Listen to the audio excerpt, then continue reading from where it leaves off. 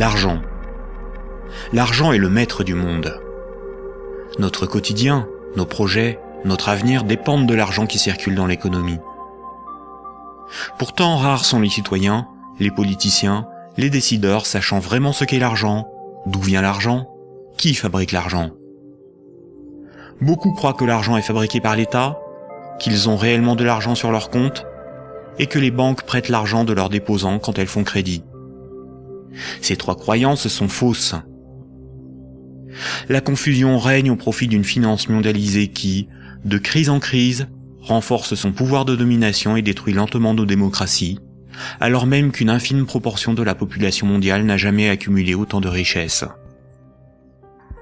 En partant de ce que tout le monde connaît, pas à pas, en employant les termes techniques, en illustrant chaque principe par des exemples simples, ce document vous donne les bases indispensables à la compréhension du système bancaire et monétaire, et met en perspective les crises financières et économiques qui ne cessent de s'aggraver depuis 2008. La monnaie est au cœur de nos économies. Elle en est le fluide qui permet les échanges des biens et des services. Les biens, ce sont les objets physiques qui ont un prix, comme de la nourriture, des outils, de l'immobilier, des objets de la vie courante, des véhicules, de l'électronique. Un service, c'est du temps que l'on consacre à réaliser quelque chose contre une rémunération. Les architectes, les médecins, les garagistes, les peintres, les avocats, les comptables vendent de leur temps, sous la forme de services. Les biens et les services sont achetés avec de la monnaie. Savoir qui crée la monnaie est donc indispensable pour comprendre comment le monde fonctionne. La monnaie prend plusieurs formes, qu'il faut bien distinguer. Sans la connaissance des diverses formes de monnaie et les mécanismes qu'elles impliquent, il est impossible de comprendre le système monétaire et bancaire, et plus globalement l'économie. Il y a la monnaie sous la forme de billets et de pièces de monnaie. On l'appelle la monnaie centrale corporelle. C'est celle que vous pouvez retirer au guichet ou au distributeur automatique de billets de votre banque.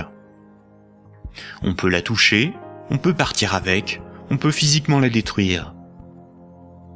On l'appelle aussi monnaie manuelle, liquide ou espèce. Elle est fabriquée par la Banque centrale. En dehors de la Banque centrale, personne n'a le droit de fabriquer des billets et des pièces de monnaie. La Banque centrale est une institution missionnée par l'État, ou les États d'une zone monétaire, pour fabriquer les billets et les pièces de monnaie. Elle a aussi pour mission de favoriser le bon fonctionnement de l'économie. Son but n'est pas de faire des profits, mais d'appliquer la politique monétaire. En France, comme pour l'ensemble des pays de la zone euro, la Banque centrale est la BCE, ou Banque centrale européenne.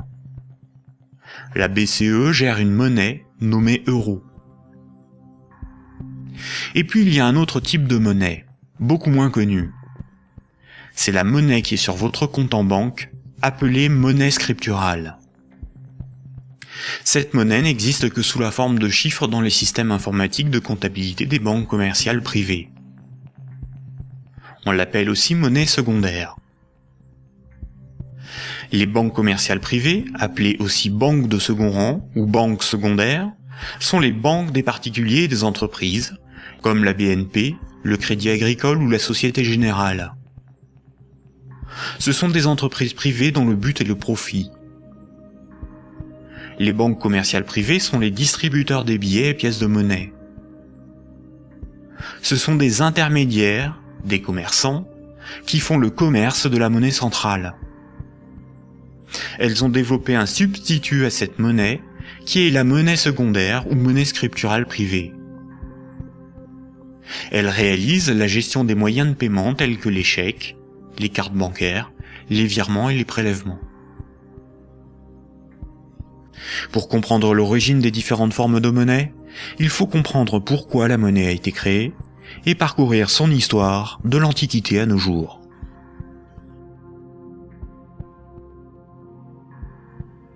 L'histoire de la monnaie s'étale sur des milliers d'années. La plupart des gens pensent que la monnaie remplace le troc. Le troc est le fait d'échanger un bien contre un autre. Par exemple, lorsque Paul et Jacques se rencontrent, Paul voudrait échanger 5 salades contre 10 kilos de pommes de terre. Sauf que si Jacques n'accepte pas de salade en échange de ses pommes de terre, il accepterait quelque chose d'autre, une denrée dont tout le monde a besoin.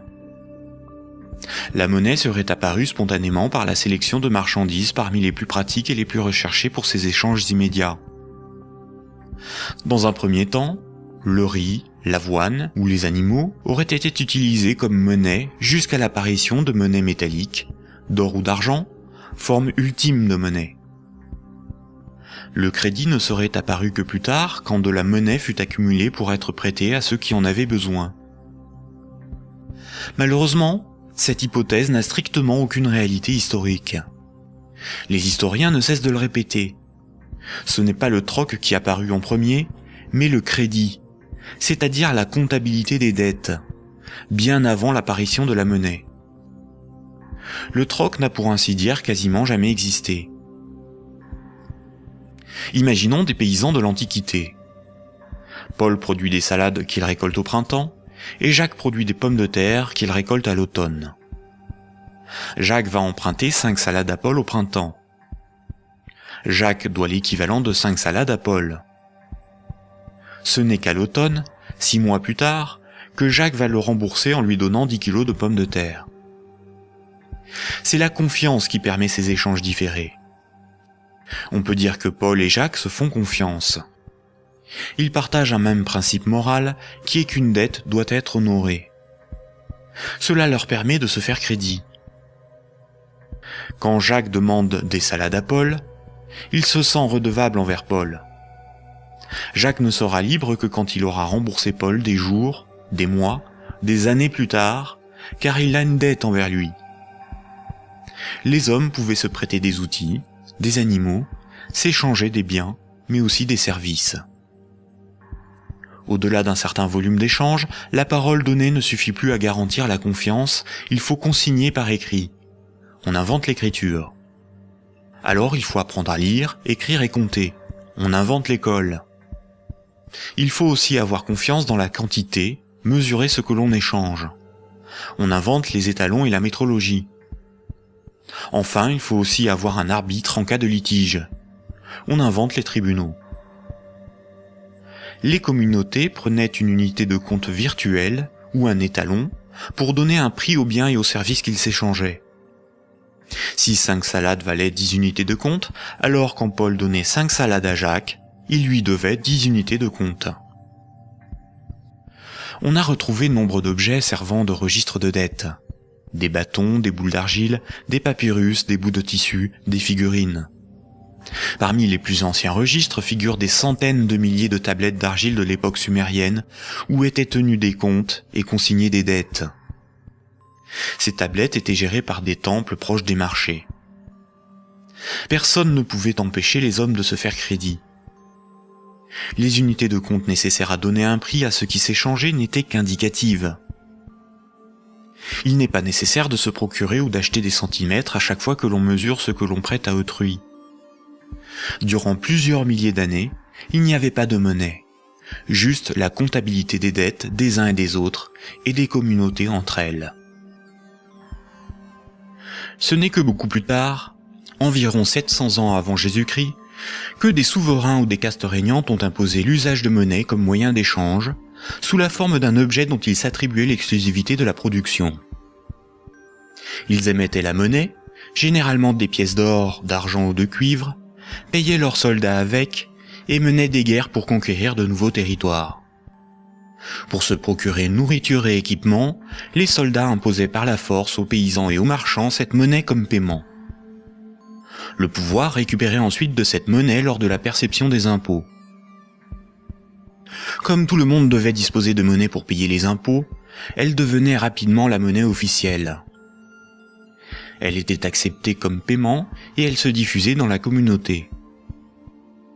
Le pouvoir pouvait donc acheter nourriture, marchandises et richesses grâce à la monnaie qu'il produisait lui-même. Tant que l'on avait une dette, on n'était pas libre. On risquait de devenir l'esclave de son créancier ou d'être emprisonné si on ne s'acquittait pas de l'impôt.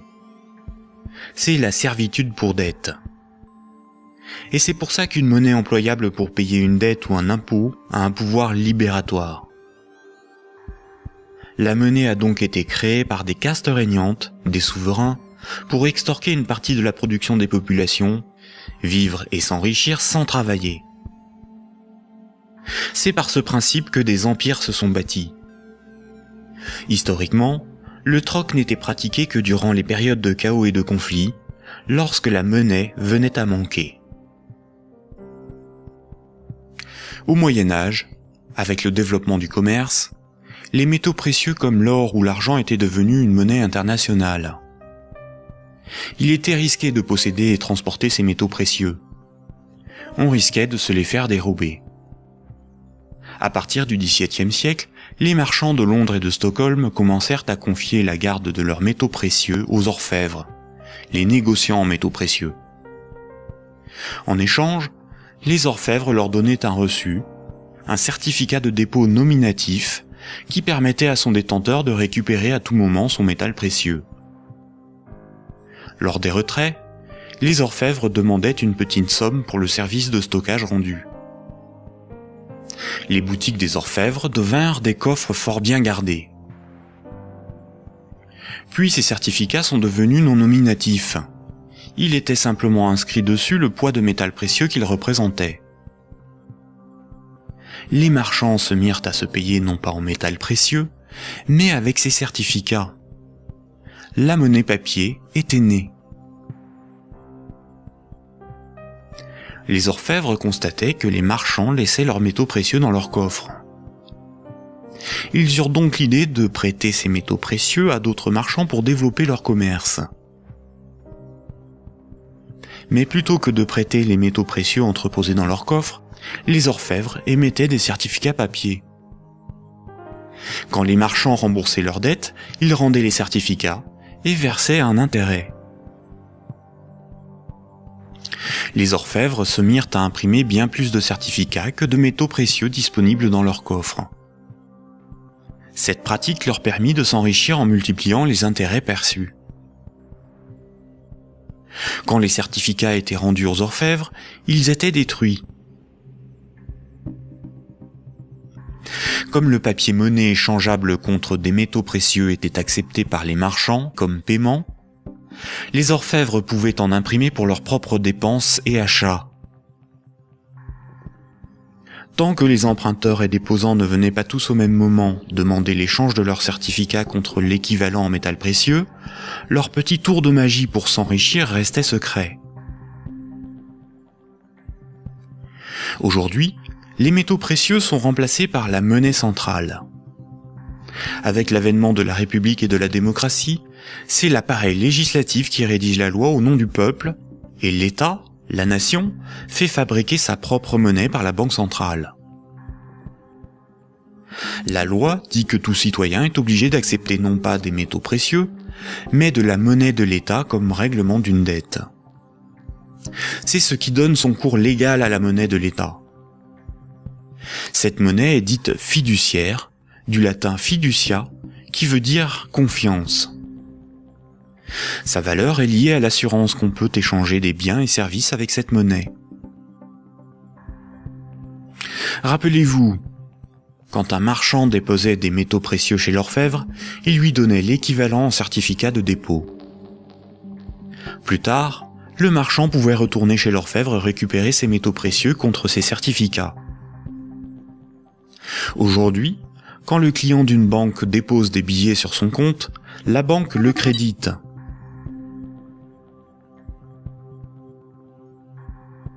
Il lui est possible de les retirer de son compte plus tard.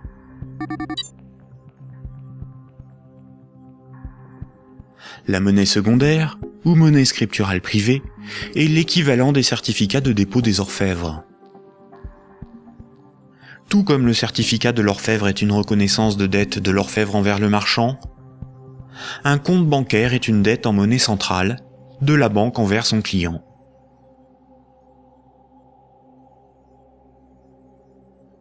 Du temps des orfèvres, quand les marchands se payaient en métaux précieux, c'est comme lorsqu'aujourd'hui, on paie les commerçants avec de la monnaie centrale, des billets de banque. Ensuite, quand les marchands se payaient avec des certificats de dépôt de l'orfèvre, c'est comme lorsqu'aujourd'hui, on paie un commerçant par un transfert de monnaie scripturale de notre compte bancaire à celui du commerçant.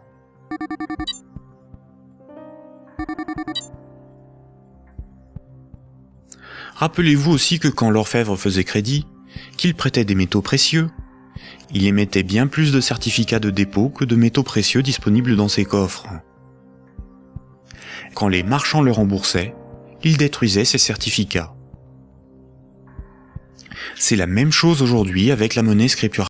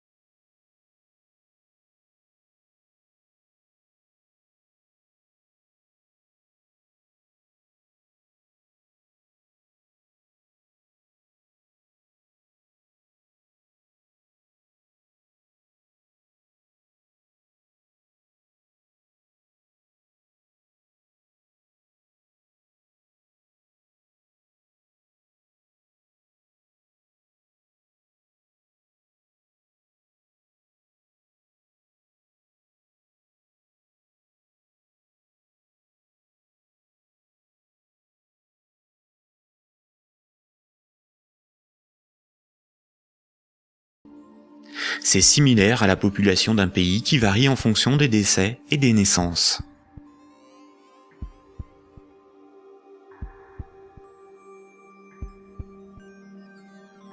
Trois citoyens et un banquier échouent sur une île déserte au beau milieu de l'océan. Ils s'organisent et décident de créer leur propre monnaie, qu'ils appellent euro. Le banquier fonde l'unique banque commerciale privée de l'île. Comme cette banque est nouvelle, les trois citoyens n'ont rien sur leur compte. Ils ne peuvent pas s'échanger et se vendre ce qu'ils produisent. Ils ont bien des marchandises à se vendre, mais aucune monnaie pour les payer. Pour disposer de moyens de paiement, chaque citoyen va faire un crédit de 10 €, remboursable en 11 mois. Chaque citoyen devra rembourser 10 € de capital, plus 1 € d'intérêt. Lorsque le banquier leur accorde le crédit, il crée 10 € à partir de rien sur chaque compte. Le premier mois, la masse monétaire est de 30 €. Les citoyens disposent de monnaie pour s'échanger ce qu'ils produisent. À la fin du premier mois, les citoyens commencent à rembourser leur crédit. Le banquier prélève 1 € d'intérêt, qu'il utilise pour acheter des marchandises aux citoyens. La masse monétaire reste de 30 €. À l'issue du deuxième mois, le banquier efface 1 € du compte de chaque citoyen. Il reste 27 € en circulation. À l'issue du troisième mois, le banquier efface à nouveau 1 € du compte de chaque citoyen. Il reste 24 € en circulation. De mois en mois, la situation devient un peu plus compliquée, car la masse monétaire ne cesse de baisser. Les citoyens se retrouvent en concurrence pour capter l'argent. À l'issue du 11e mois, après une farouche concurrence entre les trois citoyens pour capter la monnaie restante, leurs comptes sont vides, car tout le monde a remboursé exactement ce qu'il avait emprunté à la banque. Plus rien ne peut être ni acheté ni vendu. C'est la crise économique. Le banquier réunit les citoyens et leur dit : « Pour résoudre cette situation, c'est très simple. Vous n'avez qu'à m'emprunter à nouveau de l'argent. » Les citoyens acceptent. Ils font tous à nouveau un crédit de 10 €. À la fin du premier mois, le banquier prélève 1 € d'intérêt, qu'il garde pour lui car il a tout ce qu'il lui faut. Au fil des mois, le banquier supprime les euros correspondant au remboursement des crédits. Comme les intérêts n'ont pas été dépensés par le banquier, c'est au bout du 10e mois seulement que les comptes des trois citoyens sont vides. Il n'y a plus de monnaie en circulation, et pourtant il manque 3 € pour rembourser la totalité de leur crédit. Le banquier réunit les citoyens et leur dit : « Il y a une manière très simple de repousser le moment où vous serez à zéro sur vos comptes. Vous n'avez qu'à m'emprunter régulièrement de l'argent, bien avant que la masse monétaire ne baisse trop et que l'économie ne s'arrête. Et pour compenser les intérêts que je ne dépense pas, il vous suffit de m'emprunter à chaque fois quelques euros de plus. » Les citoyens acceptent. Désormais, ils sont en permanence endettés, sinon la monnaie disparaît et l'économie s'arrête. Ils appellent cela la croissance. Mais comme ils sont endettés, ils se mettent à produire toujours plus pour rembourser le banquier, bien au-delà de leurs besoins réels. Ils ne produisent pas pour avoir de quoi se vêtir, se nourrir ou se loger. Ils produisent pour avoir l'argent nécessaire pour rembourser leur crédit. L'argent est devenu le moteur de leur vie, et non ce dont ils ont besoin pour vivre. Ce système permet au banquier de ne rien produire. Il passe son temps à gérer ses comptes, à créer de la monnaie puis à la détruire. Avec la monnaie qu'il fabrique, il achète ce dont il a besoin aux citoyens. Rapidement, les ressources naturelles de l'île viennent à manquer. Il n'y a plus de bois, plus de gibier, plus d'eau, plus de terre pour produire toujours plus. La croissance a épuisé les ressources naturelles et détruit l'environnement. Cette petite histoire met en valeur de réalités tout à fait surprenantes. D'une part, les sommes dues aux banques sont globalement supérieures aux sommes disponibles pour les rembourser. D'autre part, si tout le monde remboursait ses dettes, il n'y aurait quasiment plus de monnaie en circulation dans le monde. Tous les comptes seraient vides, tous les billets et pièces de monnaie disparaîtraient. Le système monétaire fonctionne comme un système pyramidal. Pour payer les crédits en cours de remboursement, il faut que de nouveaux crédits soient accordés. Sinon, la monnaie se raréfie et certains emprunteurs sont dans l'incapacité de rembourser leurs crédits.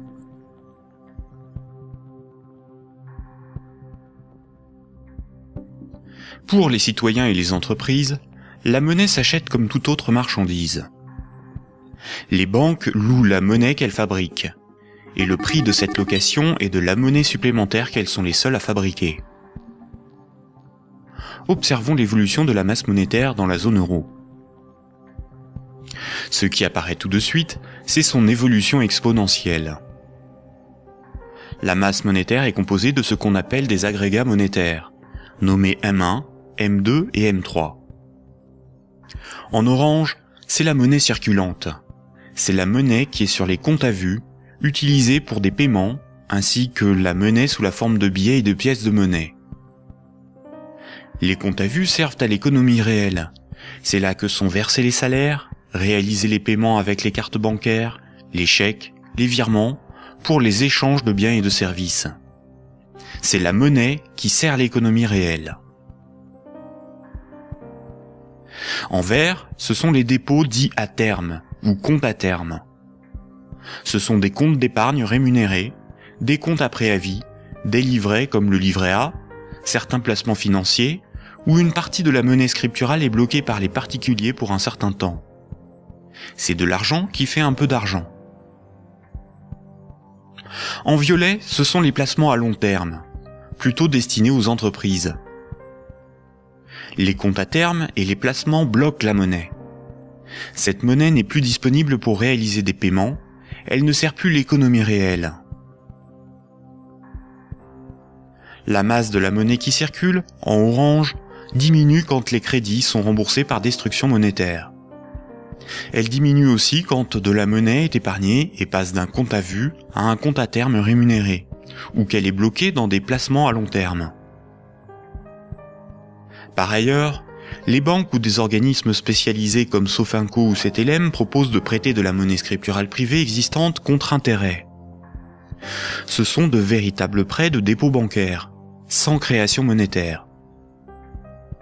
Ils représentent environ 40% des prêts de monnaie. L'industrie financière permet ainsi à de riches épargnants de ne plus travailler du tout. Ces épargnants peuvent ponctionner sur la masse monétaire circulante de la monnaie que les moins riches et les entreprises produisent par le crédit. Leur capital augmente progressivement en capturant de la monnaie créée par le crédit. La baisse de la masse monétaire circulante oblige les particuliers et les entreprises à emprunter perpétuellement pour la compenser. Quand un client d'une banque obtient un crédit, la nouvelle monnaie se retrouve sur un compte à vue. Elle est dépensée pour des achats et va voyager de compte en compte au fil des paiements, jusqu'au moment où elle servira au remboursement d'un crédit et sera détruite. Si la destruction monétaire est plus importante que la création monétaire, il s'ensuit une contraction de la masse monétaire. L'économie est en danger. La consommation baisse, cela provoque des faillites, certains doivent vendre de leurs richesses pour se procurer de l'argent, et il devient plus difficile de rembourser les crédits. Et si les emprunteurs n'arrivent plus à rembourser leurs crédits, ce sont les banques qui se retrouvent en difficulté. Les économistes et les politiciens sont condamnés à appeler de leur vœu la relance de la consommation pour assurer une demande de crédit perpétuelle. Car sans crédit, la monnaie disparaît. Rappelez-vous, tous les jours, la compensation calcule ce que les banques commerciales privées se doivent. Les banques règlent leurs dettes en monnaie centrale. Quand une banque se procure de la monnaie centrale, on appelle cela le refinancement. Elles ont plusieurs possibilités. Elles peuvent demander à la banque centrale un crédit en monnaie centrale. Pour cela, elles déposent des titres financiers en garantie, par exemple des obligations d'État, et la Banque centrale crédite leurs comptes. C'est à ce moment-là que la monnaie centrale est créée. Le taux d'intérêt qu'applique la Banque centrale lors de ces crédits est appelé taux directeur. Cette monnaie centrale peut être convertie en billets de banque. Mais la plupart du temps, les banques commerciales privées se prêtent entre elles de la monnaie centrale ou se font crédit. Elles peuvent pour cela se faire confiance ou se donner là aussi des titres financiers comme garantie. C'est ce qu'on appelle le marché interbancaire. Comme toutes les banques se font crédit, se prêtent de la monnaie centrale ou des titres financiers, cela fait qu'elles sont toutes liées les unes aux autres. Si une grande banque fait faillite et qu'elle ne rembourse pas ce qu'elle avait emprunté aux autres banques, ce sont toutes les autres banques qui font faillite par effet domino. En 2008, les dérives du système financier ont provoqué une crise de liquidité dans le système bancaire. La crise de liquidité fait que les banques n'arrivent plus à régler leurs dettes, à se procurer de la monnaie centrale ou à se faire crédit. Les banques ont alors cessé d'accorder des crédits. L'évolution normale de la masse monétaire aurait dû être celle-ci. Malheureusement, la crise bancaire a stoppé la progression de la masse monétaire et s'est transformée en crise économique. Les États ont dû sauver les banques de la faillite. Mais le véritable coût de la crise financière est l'explosion de la dette des États pour éviter une aggravation de la crise, des milliers de faillites d'entreprises, des millions de nouveaux chômeurs. À l'avenir, une partie des dépôts bancaires pourrait être supprimée pour sauver les banques. Ainsi, les banques doivent moins d'argent à leurs clients, ce qui équilibre leur bilan. C'est ce qui s'est passé à Chypre en 2013. À partir de 2009, certaines banques centrales ont créé et donné des milliards en monnaie centrale aux banques commerciales pour faciliter le règlement de leurs dettes et ainsi leur éviter la faillite et relancer le crédit. C'est ce qu'on appelle des politiques d'assouplissement quantitatif ou quantitative easing.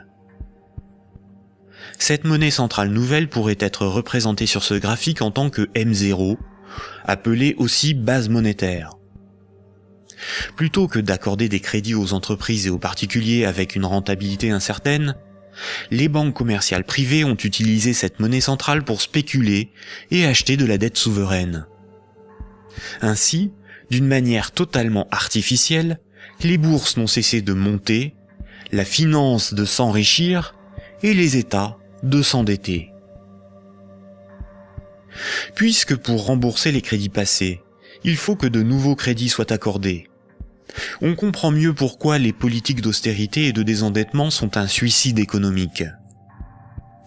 Le crédit permet aux particuliers et aux entreprises d'acquérir des biens réels et à l'économie de se développer. La masse monétaire augmente. Une politique d'austérité provoque une contraction de la masse monétaire, condamnant à la faillite certains emprunteurs, qu'ils soient des particuliers, des entreprises ou des États. Les banques de ces emprunteurs peuvent saisir leurs maisons, leurs machines, leurs stocks. Les États doivent privatiser les services publics pour rembourser les marchés financiers. La baisse de la masse monétaire provoque la rareté de la monnaie, et cette rareté provoque in fine des transferts de richesses réelles des débiteurs vers la minorité des créanciers, notamment les banques. C'est similaire au processus organisé par l'Occident vis-à-vis des pays en voie de développement.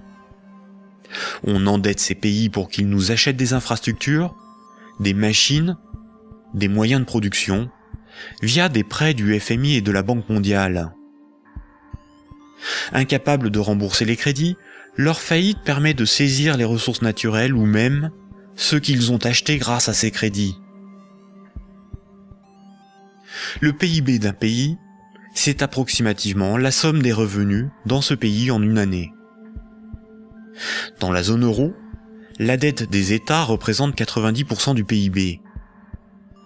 Et les dettes du secteur privé représentent 160% du PIB. En d'autres termes, pour rembourser toutes les dettes, il nous faudrait travailler 2 ans et demi en donnant tous nos revenus aux banques et aux marchés financiers. Or, si on remboursait toutes nos dettes, il n'y aurait plus de monnaie en circulation. Ce système pyramidal de dette n'est viable que dans un équilibre précaire, car la capacité des emprunteurs à rembourser leurs crédits dépend de la capacité d'autres emprunteurs à contracter de nouveaux crédits.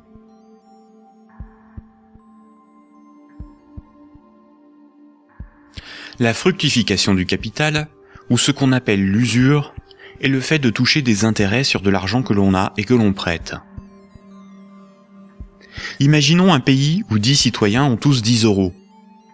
Si l'un d'eux prête ces 10 euros avec 10% d'intérêt, il va lui être remboursé 11 euros.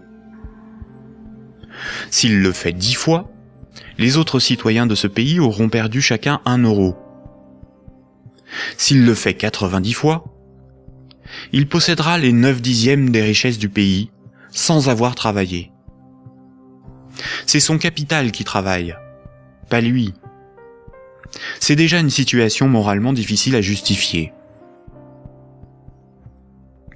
Si l'usure permet aux riches de concentrer de la monnaie, les banques ont le privilège de la création de cette monnaie. Quand une banque veut acheter un immeuble, elle crée la monnaie nécessaire à l'acheter. Pour pouvoir créer de la monnaie, une banque doit simplement veiller à ce que ses actifs, ce qu'elle possède, lui permettent de payer les autres banques.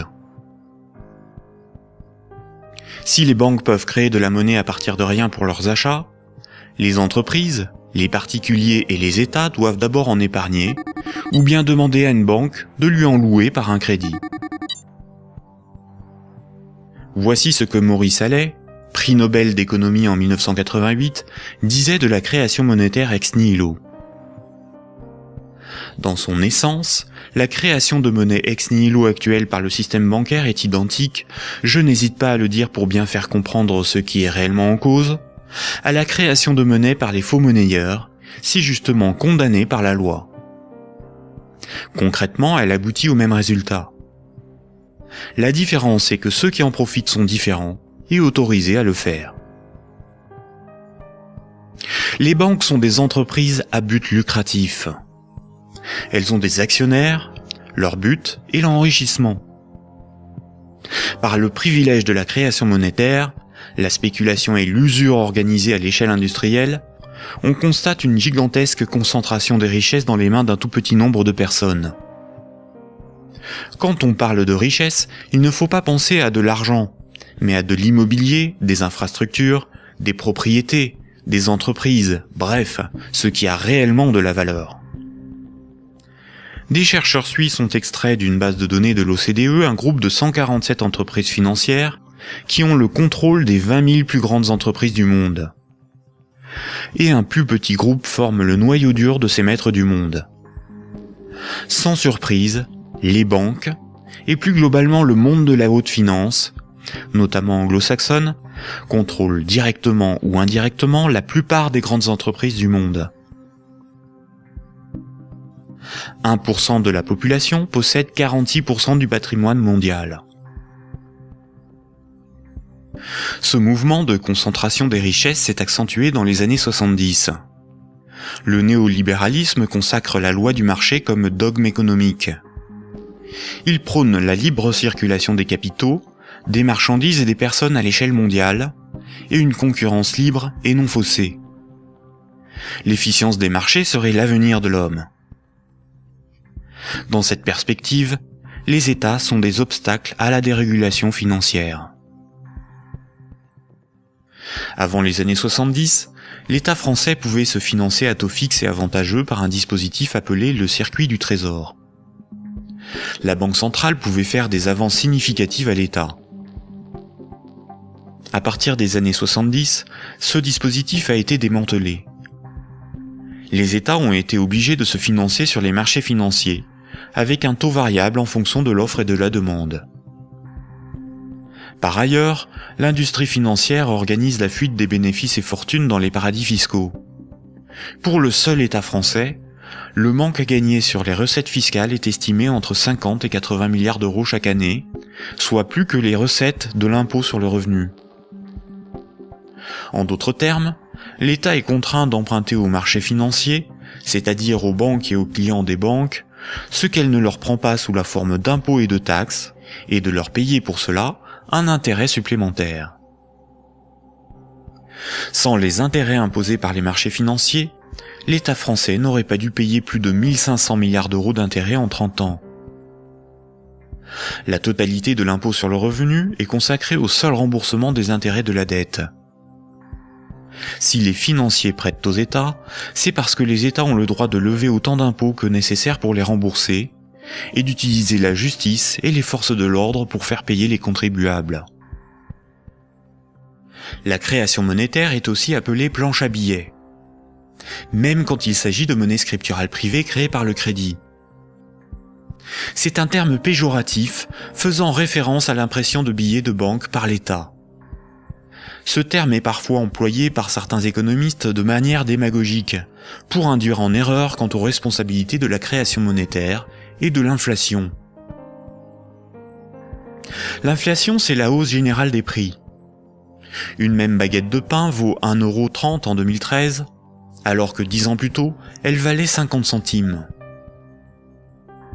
L'inflation est due au rapport entre la création monétaire et la création des richesses réelles. Si on crée plus de monnaie que de biens et services à vendre, les prix vont augmenter. La déflation, c'est l'inverse. C'est la baisse générale des prix. Si on crée des biens et services à vendre, et qu'on ne crée pas de monnaie pour les acheter, la monnaie va manquer et les prix vont baisser. L'hyperinflation est une inflation excessive des prix, supérieure à 12 500% par an. Si une baguette de pain vaut 1 € en 2013, s'il y a de l'hyperinflation, elle vaudra au minimum 12,50 € un an plus tard. Dans les années 70 et 80, l'inflation a atteint 15%, alors même que l'interdiction de permettre à la Banque centrale de faire des avances à l'État devait nous prémunir d'une telle situation. En réalité, interdire à l'État le financement à taux avantageux par sa propre banque centrale était le moyen non pas d'éviter une inflation excessive, mais de transférer une partie des recettes fiscales de l'État aux marchés financiers, c'est-à-dire aux banques et à leurs clients, et d'assurer aux banques commerciales privées le monopole de la création monétaire en supprimant la concurrence de l'État.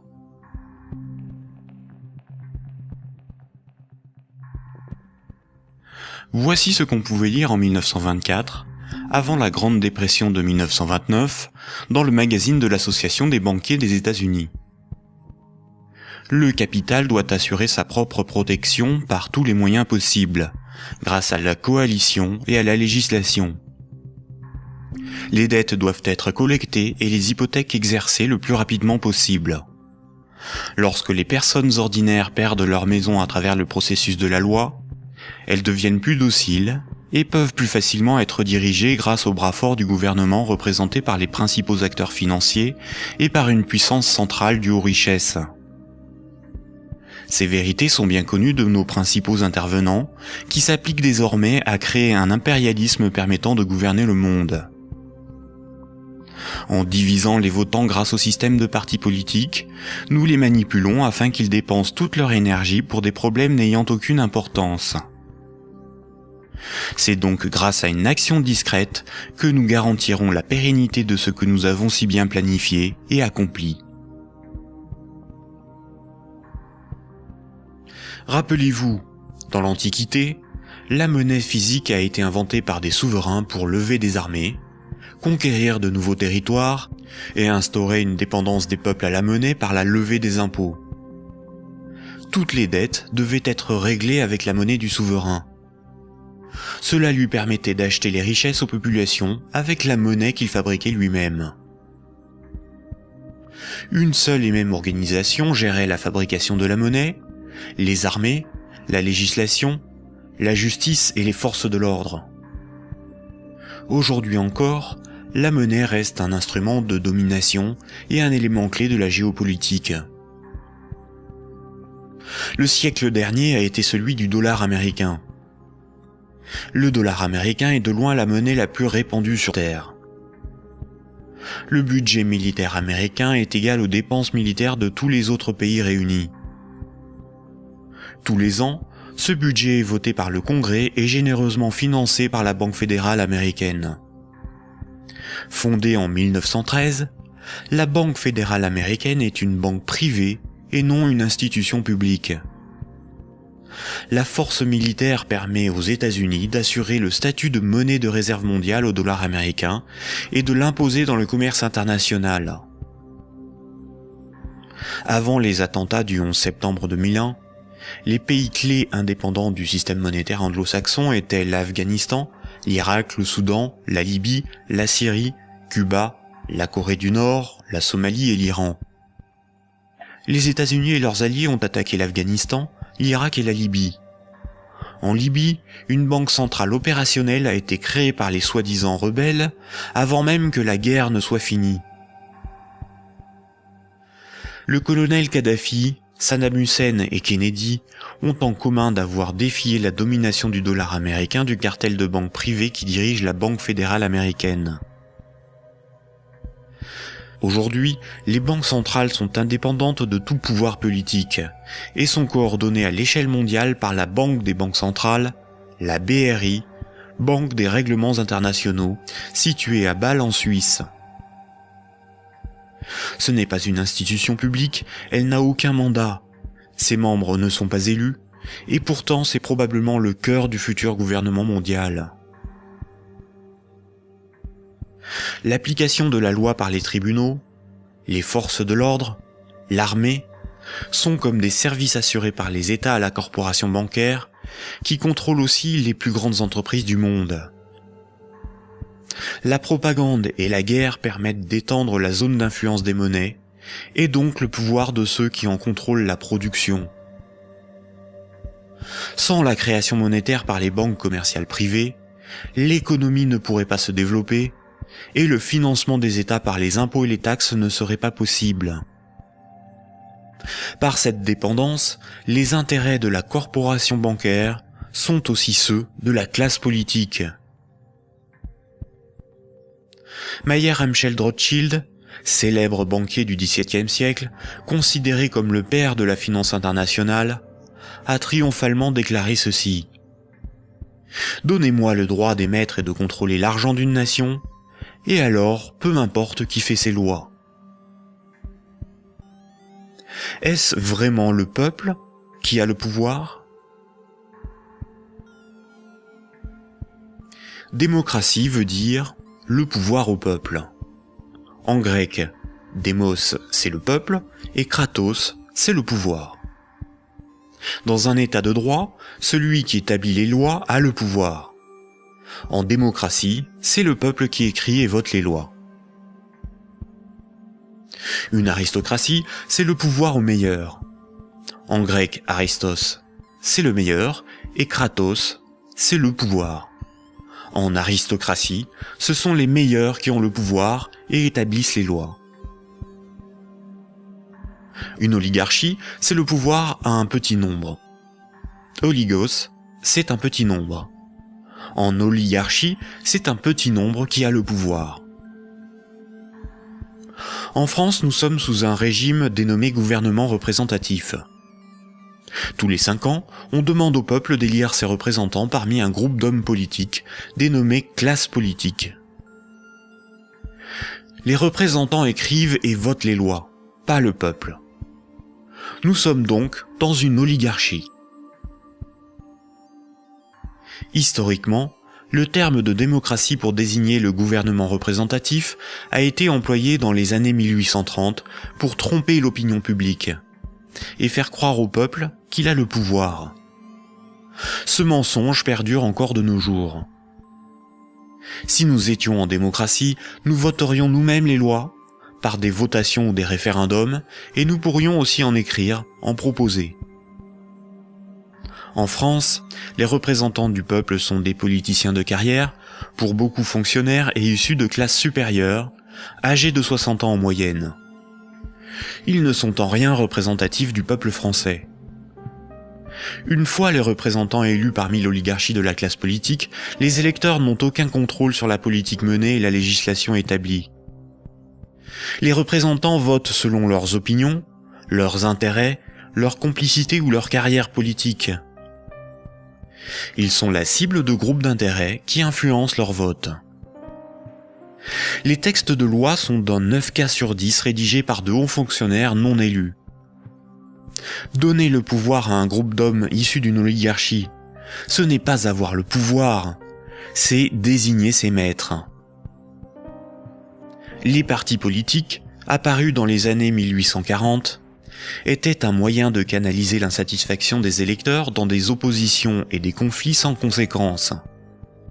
Car si les lois étaient votées par le peuple, ce qui définit la démocratie, il n'y aurait pas de manifestations, pas de grèves, pas de mécontentement ou de troubles sociaux. Le peuple serait souverain. Durant la Révolution, les riches avaient bien plus à perdre que les pauvres. Voltaire, figure emblématique des Lumières, disait ceci: « Un pays bien organisé est celui où le petit nombre fait travailler le grand nombre, est nourri par lui, et le gouverne. » Si le pouvoir était donné au peuple, il aurait défendu ses intérêts propres au détriment de la minorité des riches, des notables et des banquiers. Écoutons le philosophe Alain Badiou parler de la démocratie actuelle. Voyez-vous, Alain Badiou, c'est ce que nous avons trouvé de moins mauvais pour choisir nos dirigeants. Oh, la théorie du moins mauvais, ça, vous savez, la théorie du moins mauvais ne peut pas impressionner le philosophe que je suis. Hein. Elle a beaucoup servi pour justifier le pire, le moins pire par rapport au plus pire, par exemple. C'est Churchill qui a inventé cette histoire, qui a consisté à dire que la démocratie, c'était le pire de tous les régimes, à l'exception de tous les autres. Il avait raison? Eh ben non, il n'avait pas forcément raison. Pourquoi aurait-il eu raison? Parce que sous la démocratie, on peut vivre. Mais il se peut que le meilleur régime politique soit à venir, qu'il dépende d'une invention de l'humanité. Après tout, vous savez, pendant des millénaires, ce à quoi nous assistions, c'était à des théocraties, à des régimes extraordinairement tyranniques et oppressifs. Ils ont duré bien plus longtemps que votre démocratie, bien plus longtemps. Donc cette démocratie, c'est peut-être tout simplement une sorte de petit intervalle dans l'histoire. Surtout que elle ne marche que là où le capitalisme est déchaîné. Hein. Ça, c'est un fait. Hein. Le régime parlementaire démocratique, je le constate, c'est un fait. Il n'existe comme régime installé, consensuel, conséquent, que là où l'économie capitaliste s'est développée. Et quand l'économie capitaliste commence à flancher, ce type de représentation politique se sent aussi un peu malade, n'est-ce pas ? C'est là où on en vient au cœur de votre pensée. Un tout petit moment d'explication. Vous êtes, Alain Badiou, un de ceux qui avaient revendiqué le mot communisme, alors même que les régimes communistes ou étiquetés communistes étaient effondrés. Vous aspirez à un régime politique qui serait placé sous le signe de l'égalité. Tout votre livre, toute la République de Platon, tourne autour de cette idée. La cité idéale, c'est la cité de l'égalité, la cité de l'idée juste, donc du communisme. Et quand vous nous dites, pour moi, le capitalisme, c'est l'équivalent de la démocratie, là est la racine de votre rejet de la démocratie, je ne vous trahis pas. De cette démocratie-là, parce que je n'accepterai pas de dire que je rejette la démocratie. Vous avez parlé tout à l'heure d'une illusion démocratique, mais la démocratie que nous connaissons aujourd'hui, c'est elle qui est l'illusion démocratique. Parce que personne, dans le débat politique français ou étranger, dans les pays démocratiques, ne veut abolir le capitalisme, c'est ça le sujet. C'est pas exactement ça, c'est un petit peu plus précis. C'est parce que les différents gestionnaires possibles de notre société sont des gens qui, de toute façon, admettent pour l'essentiel l'ordre établi.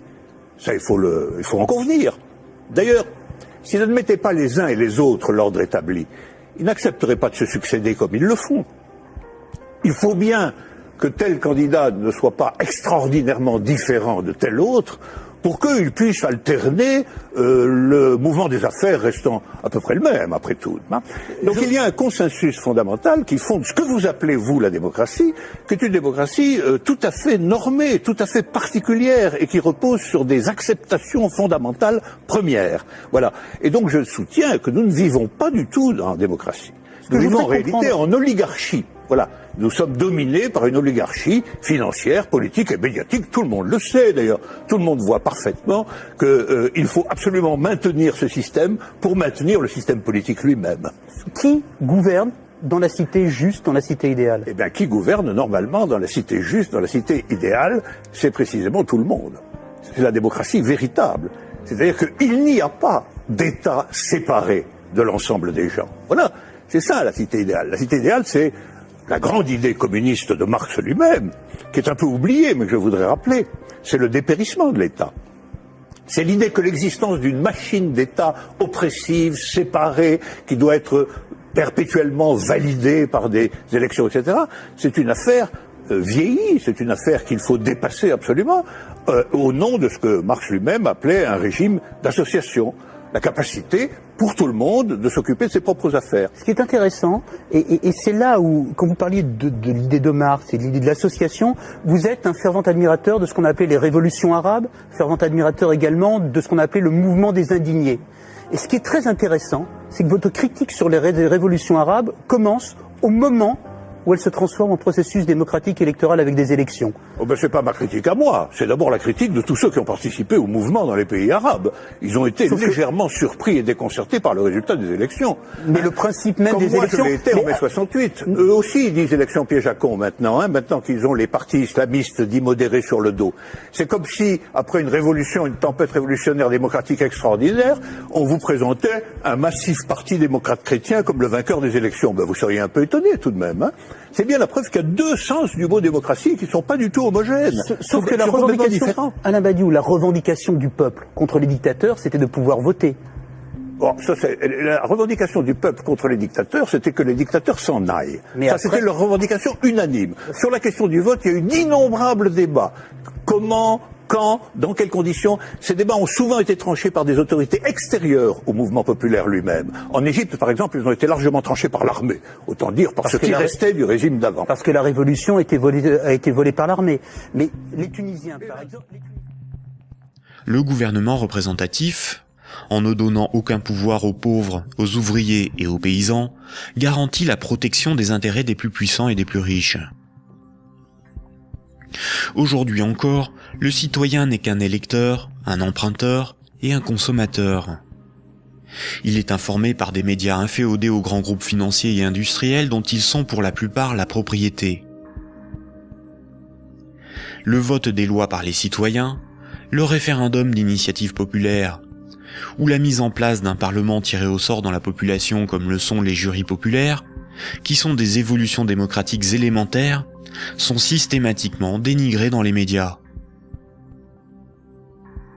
L'Union européenne est une organisation soutenue à l'origine par les élites américaines pour éviter l'apparition d'une puissance concurrente en Europe de l'Ouest. Elle est néolibérale et structurellement antidémocratique. Si les peuples européens écrivaient et votaient eux-mêmes les lois de l'Union, Bruxelles ne serait pas la seconde place de lobbying après Washington. L'Union européenne est le royaume de Goldman Sachs et de la haute finance, dont les hommes se retrouvent à la tête de nombreuses institutions et même de certains États. Et nombreuses sont les carrières politiques se prolongeant dans le privé, au service des lobbies ou dans les grandes entreprises. Ce que nous appelons des euros, ce qui est sur notre compte en banque, ce ne sont pas des euros, mais une dette en euros. Ce que nous appelons crédit, prêt ou emprunt, ce n'est qu'une création de monnaie temporaire. Ce que nous appelons démocratie n'est pas une démocratie, mais une oligarchie. Ce que nous appelons un citoyen n'est rien d'autre qu'un électeur. Ces manipulations du langage empêchent les intellectuels, les politiciens, les journalistes et les électeurs de penser le monde. Elles dissimulent avec habileté le pouvoir sans égal des corporations, de la finance et du secteur bancaire.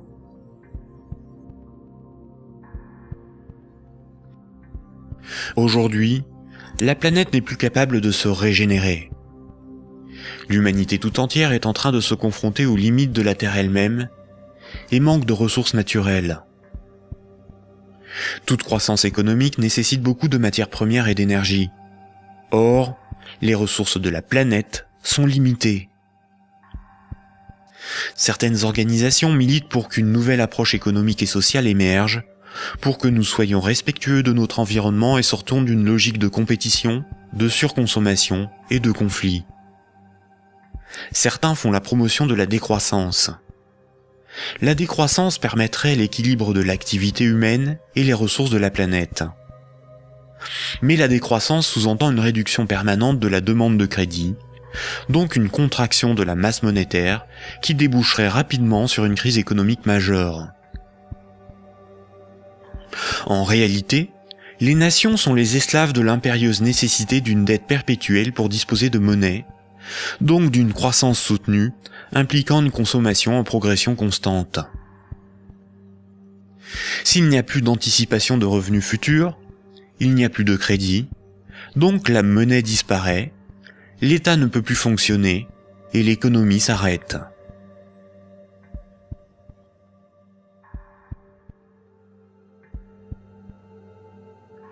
La monnaie en circulation est créée par les banques contre intérêt lorsqu'elles accordent des crédits et détruite lors du remboursement des crédits.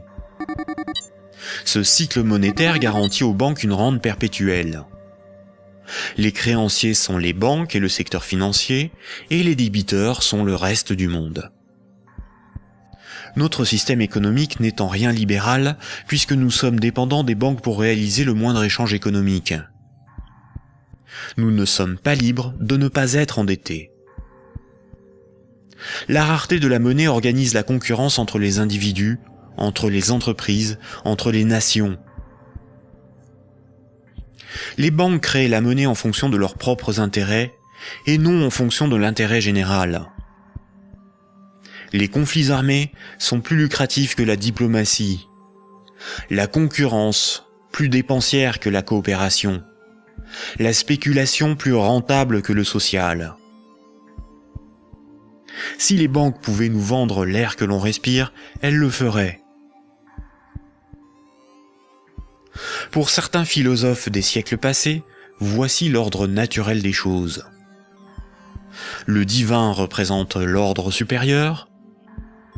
L'ordre moral est guidé par le divin, par le sacré.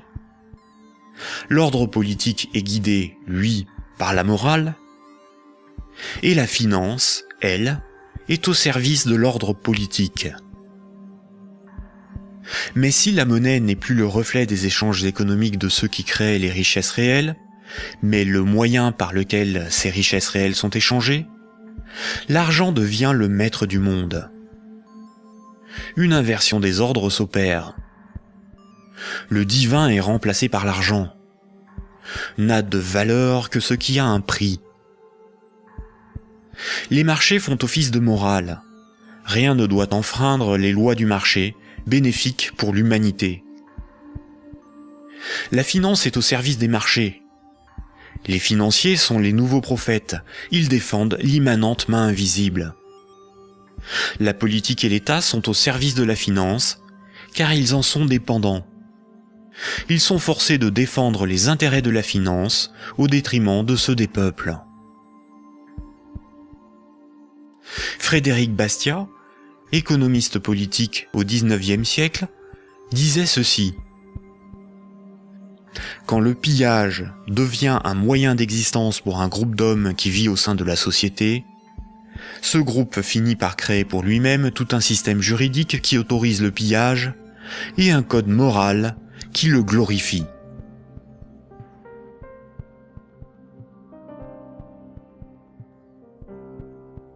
Récapitulons. Voici les points importants qu'il faut retenir. Avant l'invention de la monnaie, les systèmes de comptabilité des dettes permettaient aux hommes d'échanger librement des biens et des services. Il était simplement noté ce qui était donné ou les services rendus, à qui et quand, de sorte à s'assurer que chacun donnait autant qu'il recevait. Les hommes se faisaient confiance, c'est ce qui leur permettait de se faire crédit. C'est environ 700 ans avant Jésus-Christ que la monnaie a été créée comme un outil de domination au service de souverains ou d'États. Le souverain payait ses soldats avec une monnaie qu'il fabriquait lui-même. Les soldats forçaient les paysans à accepter cette monnaie comme paiement. Le souverain s'assurait que personne d'autre ne produisait cette monnaie. Les faux monnayeurs étaient sévèrement punis. Le souverain levait ensuite un impôt dans sa propre monnaie.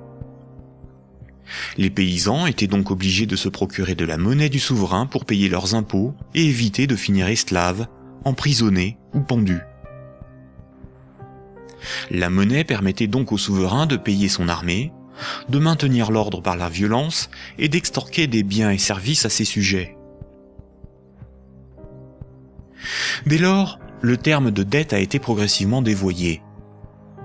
On disait que ceux qui ne payaient pas leurs impôts avaient une dette envers le souverain.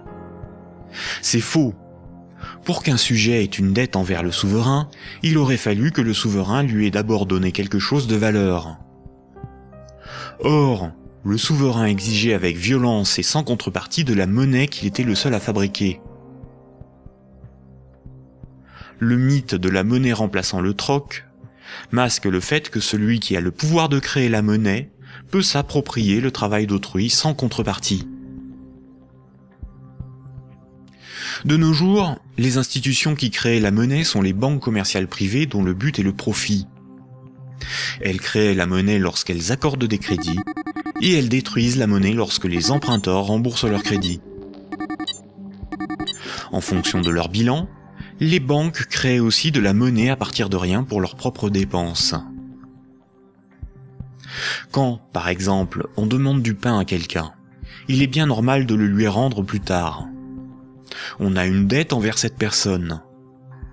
C'est la morale qui nous dicte ce comportement, à juste titre. Mais quand une banque fait crédit, elle ne prête pas l'argent qu'elle possède. Elle le crée à partir de rien. Quand un emprunteur est endetté vis-à-vis d'une banque, la banque ne lui a rien donné. Elle exige pourtant qu'on lui rende quelque chose qu'elle ne possédait pas avant d'accorder le crédit, majoré d'un intérêt pour le service rendu. C'est parce que la loi protège ce privilège qu'elles peuvent contraindre les emprunteurs à rembourser leur crédit, quitte à saisir leurs biens et à les envoyer en prison. Il s'agit là d'un rapport de force. Les soi-disant dettes issues des crédits bancaires sont un moyen par lequel les banques extorquent une partie de notre travail contre une création de monnaie temporaire. En associant la notion de dette avec le crédit bancaire, cette pratique a été moralisée et donc normalisée. La monnaie centrale donne l'illusion que c'est l'État qui crée la monnaie. Or, la monnaie centrale est fabriquée à la demande des banques commerciales privées lorsque des actifs détenus par celles-ci sont monétisés par la banque centrale. En réalité, ce sont bien les banques commerciales privées qui fabriquent et louent la monnaie que nous utilisons tous au quotidien. La monnaie en circulation est créée par le crédit bancaire, puis détruite lors du remboursement des crédits. De ce fait, si tout le monde remboursait ses dettes, il n'y aurait plus de monnaie en circulation, tous les comptes en banque seraient vides, et les billets et pièces de monnaie disparaîtraient. La création monétaire par le crédit et la destruction monétaire lors du remboursement des crédits déterminent une masse monétaire. La variation de la masse monétaire est similaire aux variations de la population d'un pays en fonction des naissances et des décès. Quand la masse monétaire diminue parce qu'il n'y a pas assez de crédits accordés par les banques commerciales privées, il y a moins d'argent en circulation dans l'économie, car la monnaie est détruite par le remboursement des crédits en cours. Chômage, pauvreté, précarité, faillite d'entreprises et endettement des États se développent rapidement. Dans un tel système, la croissance est vitale pour l'économie. Les entreprises, les particuliers et les États s'endettent auprès du système bancaire pour assurer une augmentation constante et exponentielle de la masse monétaire. S'ils n'empruntent plus, ou que les banques n'accordent plus de crédit, comme c'est le cas depuis la crise financière de 2008, la monnaie disparaît à cause de la destruction monétaire et une grave crise économique survient rapidement.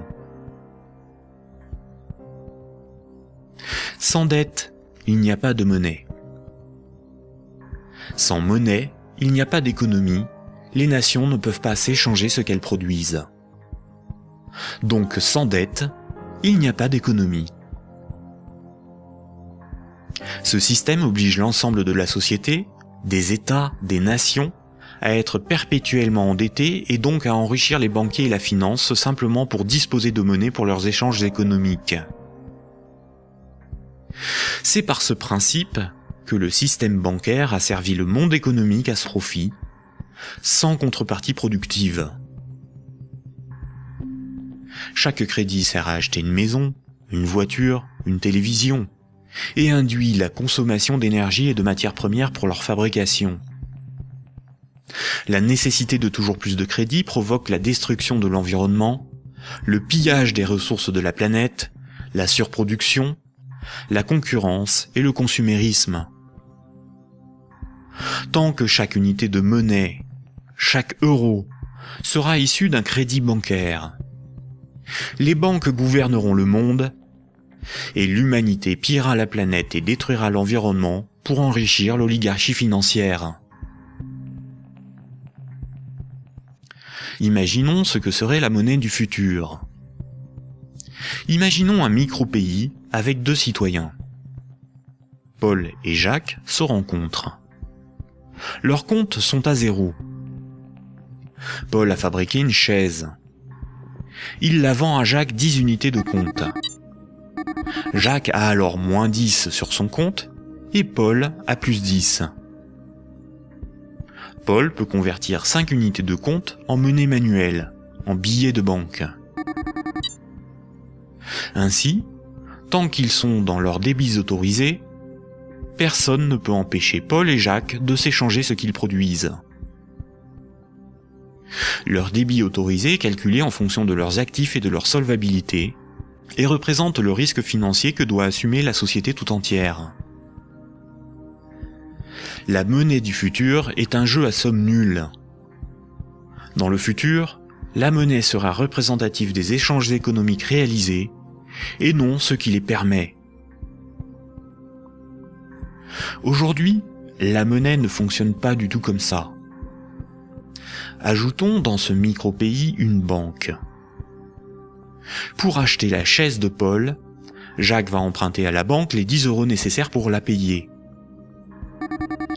Jacques devra rembourser ces 10 € à la banque et verser en plus 1 € d'intérêt qui n'existe pas. Après la transaction, Paul possède bien les 10 € nécessaires à rembourser la banque et il faudra bien que Jacques les récupère d'une manière ou d'une autre pour rembourser son crédit.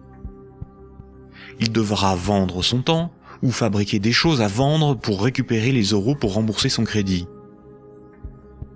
Mais les 1 € d'intérêt n'existeront qu'à partir du moment où un nouveau crédit aura été demandé à la banque. On comprend donc plusieurs réalités. Paul et Jacques sont dépendants de la volonté de la banque d'accorder ou non le crédit pour s'échanger ce qu'ils produisent. Ils sont obligés malgré eux d'enrichir la banque en achetant de la monnaie temporaire, qui sera détruite lors du remboursement des crédits. Le remboursement des intérêts oblige Paul et Jacques à perpétuellement emprunter à la banque pour pouvoir la rembourser. Ce système crée artificiellement un manque permanent de moyens de paiement qui débouche sur une concurrence accrue pour capter la monnaie en circulation. Paul et Jacques ont avant tout le problème de se procurer de la monnaie pour vivre. Il faut bien distinguer ce qui est au service de l'intérêt général et ce qui est au service d'intérêts particuliers. L'intérêt général, c'est l'intérêt du plus grand nombre, des nations dans leur ensemble. Les intérêts particuliers sont ceux des oligarques, des riches, des gens de pouvoir, des actionnaires, c'est-à-dire une minorité de personnes dans la société et à travers le monde. Prenons la monnaie. La monnaie sert des intérêts particuliers. Elle sert les intérêts de ceux qui la fabriquent, c'est-à-dire les banques commerciales privées et la finance, dont le but est l'enrichissement. La monnaie existe parce qu'il y a ce qu'on appelle des dettes. Ces dettes ne servent que des intérêts particuliers. La bourse et la spéculation, les marchés financiers, représentent très majoritairement des intérêts particuliers.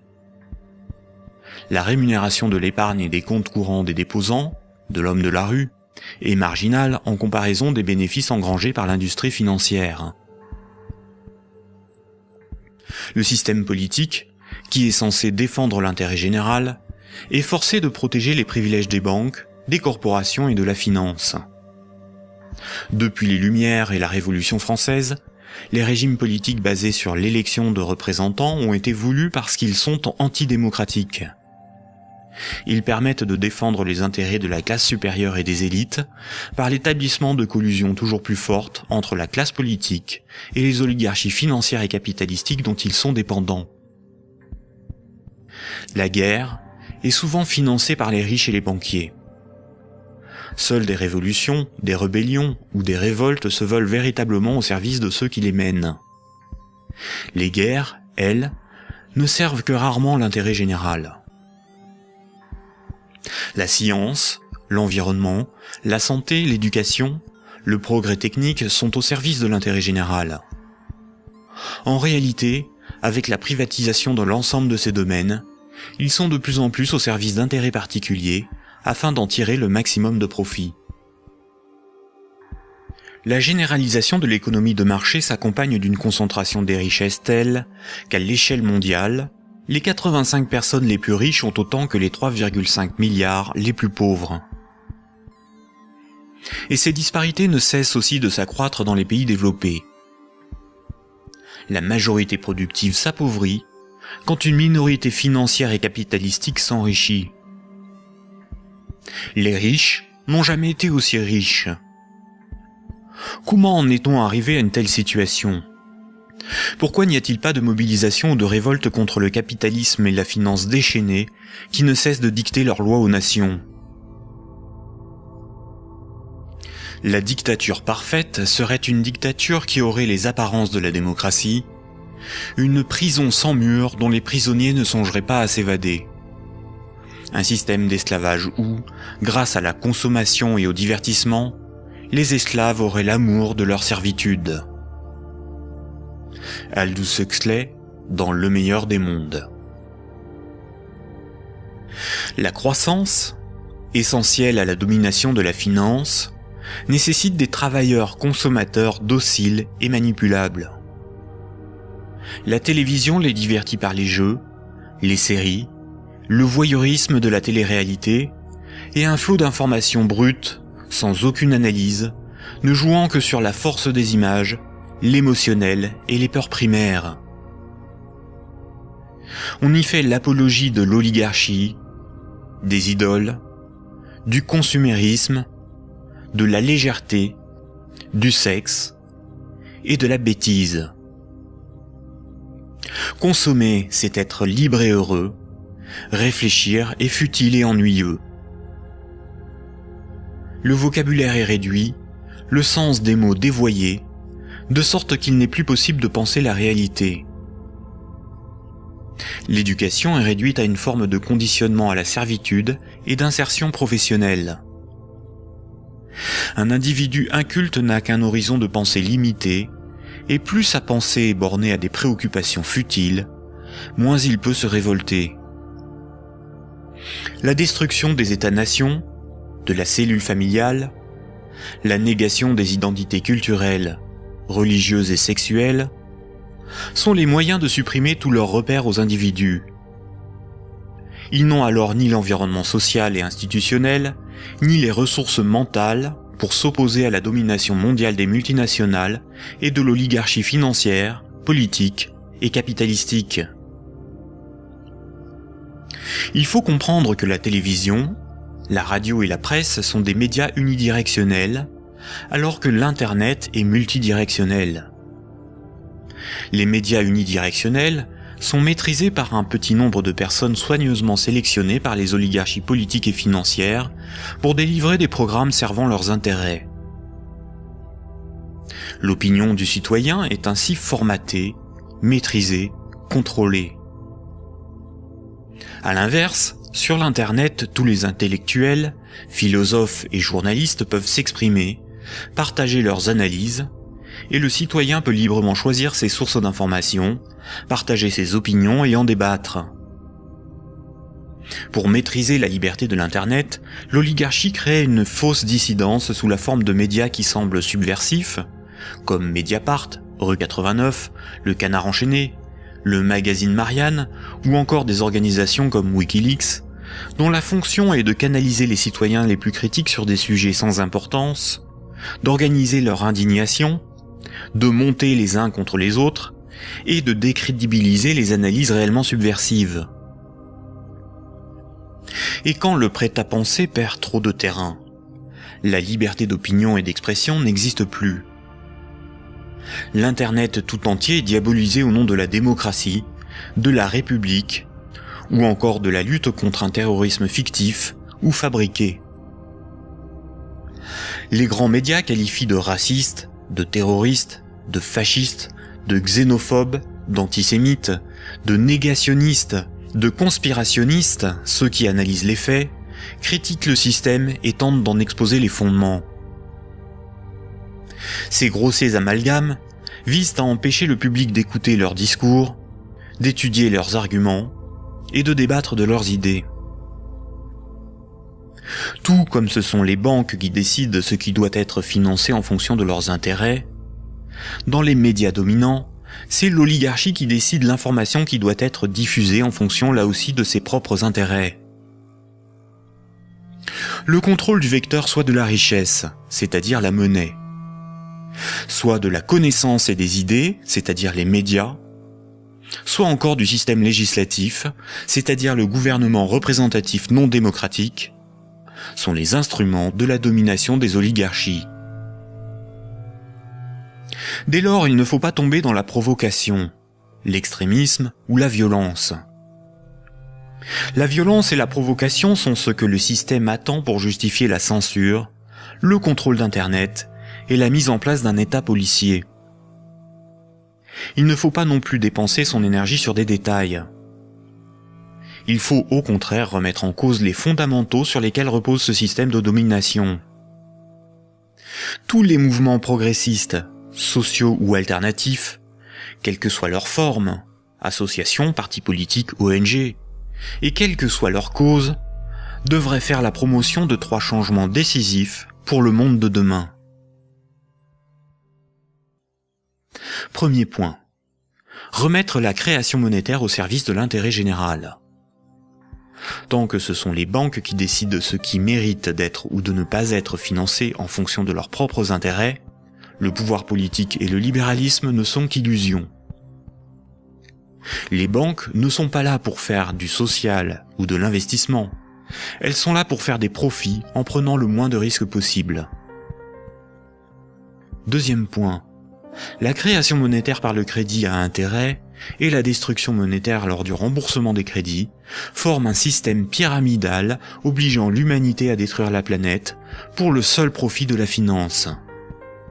Nous devons mettre en place un système monétaire permettant d'adapter notre niveau de vie aux ressources de la planète et garantir ainsi un environnement viable aux générations futures. Troisième point, instaurer un système politique réellement démocratique. Seule une véritable démocratie permettra de garantir que les 2 premiers points sont durablement défendus. Contrairement à ce que les élites veulent nous faire croire, des peuples éclairés sont tout à fait à même d'établir une politique qui défend leurs propres intérêts et les intérêts des générations futures. Ces 3 points sont intimement liés.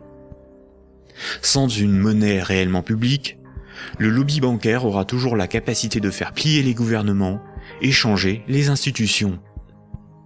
Un régime réellement démocratique, où c'est le peuple qui vote lui-même les lois, permet à la nation de s'opposer à toute privatisation de la monnaie et est la garante du maintien de la finance au service de l'intérêt général. Une création monétaire publique et l'instauration d'une véritable démocratie sont indissociables, car l'un est le garant de l'autre. Voici quelques mouvements citoyens dont les propositions permettraient des évolutions majeures de la société. La monnaie permanente, le 100% monnaie ou smart. La monnaie permanente s'oppose à la monnaie d'endettement. Elle remplace la création monétaire privée. Elle permettrait la mise en place d'une politique réellement écologique et sociale. Accompagnée d'une véritable démocratie, elle rend leur souveraineté monétaire aux nations. Les systèmes d'échange locaux. Les CEL sont similaires au système de comptabilité des dettes sans monnaie de l'Antiquité. Ils sont totalement indépendants de l'euro, contrairement aux monnaies locales ou complémentaires.